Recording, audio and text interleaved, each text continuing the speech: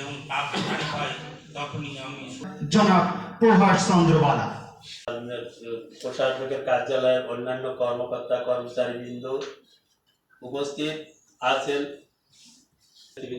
শুনেছি অনেক সমবায় সঙ্গে যে প্রায় 680টা মানে সমবায় সমিতি বর্তমানে রানিং আছে যাদের কার্যক্রম।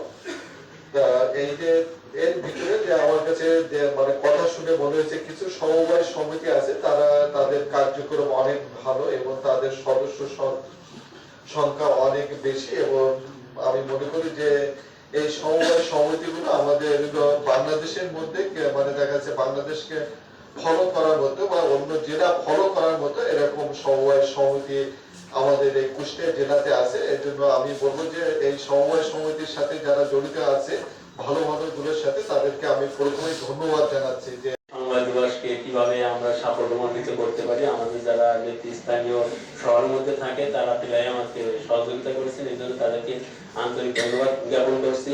আমি ধন্যবাদ জ্ঞাপন করছি আমাদের আপামর সকল সমবায়ীদেরকে যারা। মোহাম্মদ জাহাঙ্গীর আলম, অতিরিক্ত জেলা প্রশাসক সার্বিক। আমরা আমাদের একটা অফিস করব, নিচ দোতলা যদি করতে পারি, নিচ তলায় আমরা আমাদের কুষ্টিয়া সংক্ষিপ্ত বক্তব্য প্রদানের জন্য ক্ষুদ্র ক্ষুদ্র অবশ্যই যেন সুনির্দিষ্ট দিক নির্দেশনা এবং ওই যে যেমন ওএমএস ডিলার। আপনি একটু কথা শুনেন, হাতে নেবেন কিন্তু কথা শুনবেন। এই সমবায় সমিতি আজকে 1.5 যুগ পদার্পণ করছে, অর্থাৎ 18 বছর। আমার বক্তব্য দিয়ে যাচ্ছি কিন্তু আমাদের যে সমস্যা, এই সমস্যা সমাধান হচ্ছে না। সমস্যা নাকি সময় দেবে এমন একটা সংগঠন, যদিও আমি সমবায়ের উপরে পড়াশোনা করছি। সমবায় এমন একটা সংগঠন যেখানে সরকারি পৃষ্ঠপোষকতা এবং তত্ত্বাবধান দুটোই থাকে।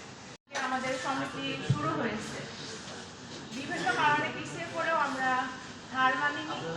তরুণদের দিয়ে এটা আবার নতুন করে শুরু হচ্ছে। যে উপকার আমরা পেয়েছি সে বিষয়ে আমি কিছু আলোচনা করব।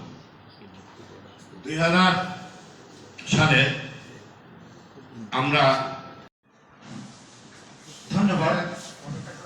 সাধুনাং বিনাশায় চ দুষ্কৃতাং হয় এবং তাৎক্ষণিক হয় তখনই আমি